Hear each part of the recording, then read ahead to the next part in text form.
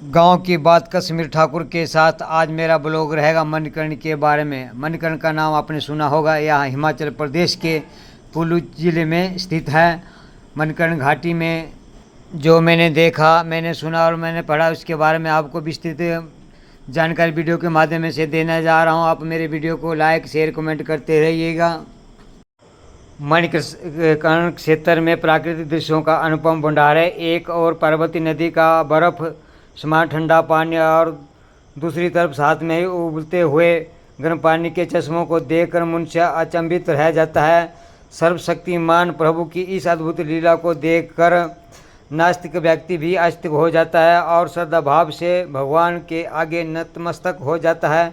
इस स्थान की यात्रा तथा मंदिरों के दर्शन करने से मानसिक तथा आध्यात्मिक शांति मिलती है।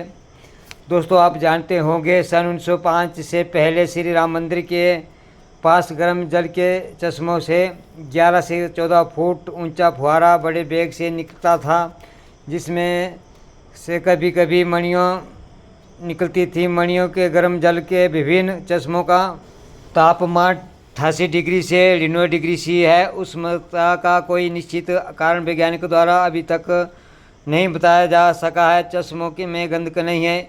इन चश्मों में पका हुआ भोजन, चावल इत्यादि स्वादिष्ट होते हैं और भोजन उतनी देर में पक जाता है जितने समय में आप चूल्हे के में लकड़ी के द्वारा भोजन तैयार करते हैं। यहाँ कुंड में स्नान करने से गठिया इत्यादि रोग दूर हो जाते हैं। मणिकर्ण की ऊंचाई समुद्र तल से 2650 मीटर के लगभग है। सर्दियों में बर्फ भी गिरती है। गर्मियों में मौसम अति सुहावना होता है। यह स्थान अपेक्षाकृत ठंडा है। ब्रह्मांड पुराण के वर्णन के अनुसार एक बार आशुतोष भगवान शंकर माता पार्वती सहित भ्रमण करते हुए इस दिव्य सुंदर स्थान पर पहुँचे। यहाँ की अलौकिक सुंदरता के कारण भगवान शंकर तथा माता पार्वती ने 11,000 वर्षों तक यहाँ निवास किया तथा तपस्या में लीन रहे। एक बार जल क्रीड़ा करते हुए पार्वती जी के कान के आभूषण की एक मणि जल में गिर गई और पाताल लोक में चली गई।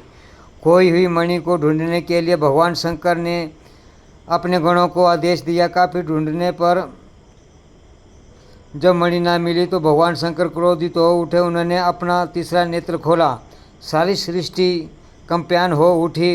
देवता भयभीत हो गए। शंकर जी के इस तीसरे नेत्र से नैना भगवती ने पातालाधिपति तथा मणिकों के स्वामी शेषनाग को पार्वती जी के कान की आभूषण की मणि के बारे में बताया। शेषनाग ने जोर का फुहारा छोड़ा, जिससे इस स्थान पर पृथ्वी में से गर्म जल का फुहारा प्रकट हो गया।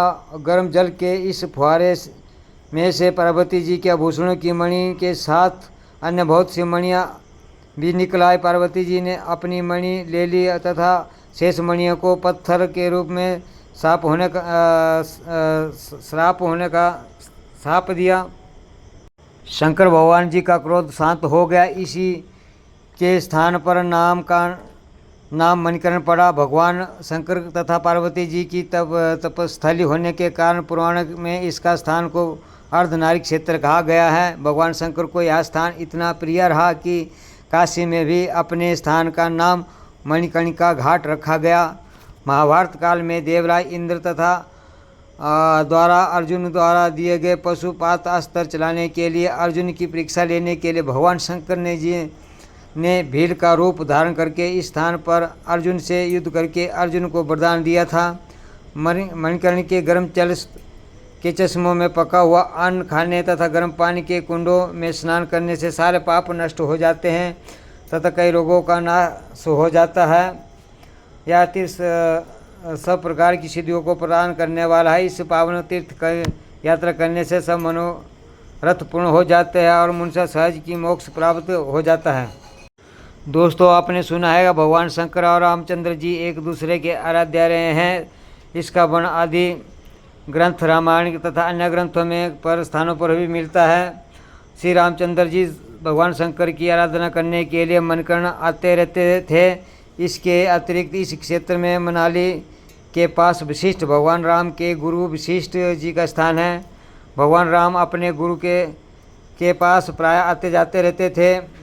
16वीं शताब्दी में कुल्लू प्रदेश पर राजा जगत सिंह का राज्य था। एक बार किसी ने राजा जगत सिंह के पास झूठी शिकायत कर दी कि टिपरी गांव जो मणिकर्ण से लगभग 25 किलोमीटर दूर है, एक ब्राह्मण के पास काफ़ी मात्रा में सूचे अनविद्ध मोती है जो कि राजा के पास होने चाहिए। राजा प्रायः मणिकर्ण आते जाते रहते थे। राजा ने मणिकर्ण जाते हुए ब्राह्मण को बुलाकर आदेश दिया कि तुम्हारे पास जो मोती है उन्हें हमारे हवाले कर दो। ब्राह्मण के पास मोती नहीं थे। उसने राजा को विश्वास दिलाने की काफ़ी कोशिश की, परंतु राजा न माना। राजा ने ब्राह्मण को चेतावनी दी और कहा कि हम 3 दिन के बाद मणिकर्ण से वापस आएंगे, मोती तैयार रखना।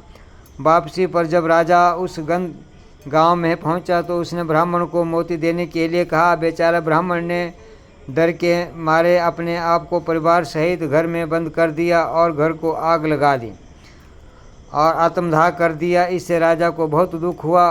ब्रह्म हत्या के कारण राजा को कुष्ठ रोग हो गया और पीने के पानी में खून और भोजन में कीड़े नजर आने लगे। काफ़ी उपचार किया गया परंतु राजा की दशा में कोई सुधार नहीं हुआ। आखिरकार का राजा नगर के पास एक महात्मा केशवदास फुहारी के पास में गया। फुहारी जी त्रिकाल यज्ञ योगी थे। उन्होंने राजा को अयोध्या जी से रामचंद्र जी की असली मूर्ति मंगवाकर मणिकर्ण में स्थापित करके अपना सब राजपाट भगवान रघुनाथ जी के को अर्पण करने के लिए कहा। राजा ने ऐसा ही करके अपना समस्त राजपाट भगवान जी को अर्पण किया और स्वयं भगवान रघुनाथ जी के दास में रूप में कामकाज चलाया। इस प्रकार राजा जगत सिंह ने अपने जीवन के अंतिम वर्ष 26 वर्ष यहीं बिताए और देह त्याग दिया। राजा की पत्थर की मूर्ति भी यहाँ के हनुमान मंदिर के में विराजमान है। राजा जगत सिंह के समय से कुल्लू में विश्व प्रसिद्ध दशहरा मेले का आरंभ मणिकर्ण से ही हुआ। राजा के वंशज अब भी परंपरा के अनुसार भगवान रघुनाथ जी के चाकरी सेवा करते हैं।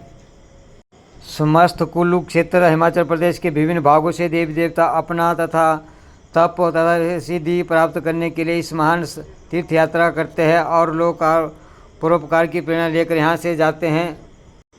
1981 में मंदिर में कमेटी का गठन किया गया। मंदिर कमेटी दानी सज्जनों के सहयोग से मंदिरों में रख रखाव तथा तीर्थयात्रियों की सुविधा के लिए भोजन, लंगर, धर्मशाला, स्नानगार, शौचालय आदि का उचित व्यवस्था की जाती है। दोस्तों, जो मैंने आपको वीडियो के माध्यम से दिखाया तो आप यहाँ जो गर्म चश्मे से पानी चावल यहाँ पकाए जा रहे हैं तो आप देख रहे थैली में लोग चावल को पका रहे हैं और 10 मिनट के अंदर ये चावल पककर तैयार हो जाते हैं और इसको चावल को पकने के बाद इसको घर में प्रसाद के रूप में लोग ले जाते हैं और अपने हाथों से यह चावल पका रहे हैं। और साथ में आप जो बर्तन में चावल देख रहे हैं तो इसको लंगर के रूप में प्रसाद के रूप में दिया जाता है। तो दोस्तों, ये थे मणिकर्ण भगवान शिव जी शंकर की महिमा जो बहुत अति सुंदर है।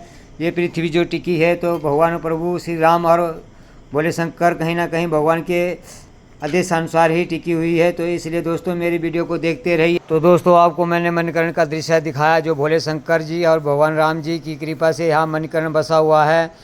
तो आपको मेरी वीडियो कैसी लगी तो कमेंट, लाइक, शेयर करके ज़रूर बताएं। आपको समय लगे तो मणिकर्ण के दर्शन जरूर कीजिए। यहाँ भगवान श्री राम जी का मंदिर और साथ में गुरुद्वारा जी का मंदिर दोनों हैं। तो आप ज़रूर एक बार कुल्लू जिले के मणिकर्ण घाटी में आइए। जय हिंद, जय भारत।